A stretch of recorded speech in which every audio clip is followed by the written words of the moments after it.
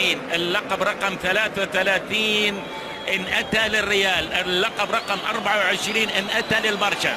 الصراع يستمر والمرور الناجح والتقدم وممكن الجول الأول. جول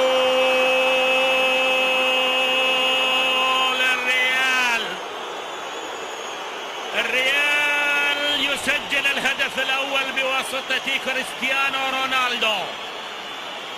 يولع الريازور ويولع الليغا. عاد الحين شوف فلورنتينو بيريز وزيزو هم في المركز الأول، لأن الريال وصل إلى النقطة رقم 90، يتقدم الآن وبواسطة كريستيانو رونالدو. هو مو بالهداف لكن يبي له أهداف أكثر، يبي له يعني شوف، لأن سواريز عنده 37 رونالدو 33 صار 34 بهذا الهدف اللي يتقدم فيه الآن على ديبورتيفو لا كورونيا.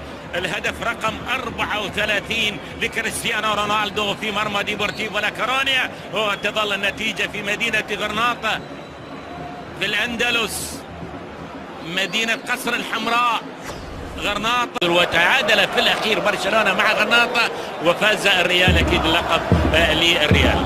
ابتسامة ما بين المشجعين والأنصار والمتتبعين وضربة الركنية، وريال مدريد يبحث عن تسجيل الهدف الثاني. أكيد يعني شوف الوضع يحدث هنا وهناك. الريال والكرة تتحول ولكن في سقوط وتأتي التسديدة أعتقد إلى ضربة ركنية، تسديدة لوكا مودريتش إلى خارج أرضية الملعب.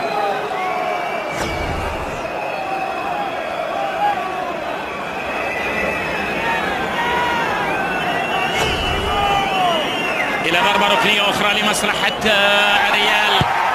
لعبت الكرة عالية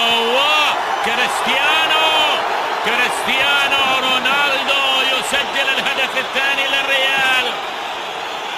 الريال يتقدم بالهدف الثاني وبواسطة نفس اللاعب. فريق زيزو يسجل الهدف الثاني، واعتراضات من لاعبي ديبورتيفو لا كورونيا، وكريستيانو رونالدو يحتفل بتسجيل الهدف رقم 35. أهداف كثيرة يا الله.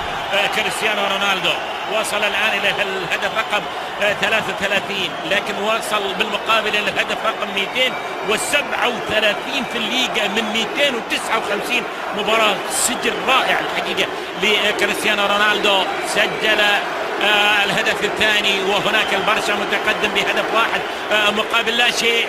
لغاية الآن البطولة للبرشا. حكم المباراة السيد ماتيو لاهوس، 8 سنوات في إدارة مباريات.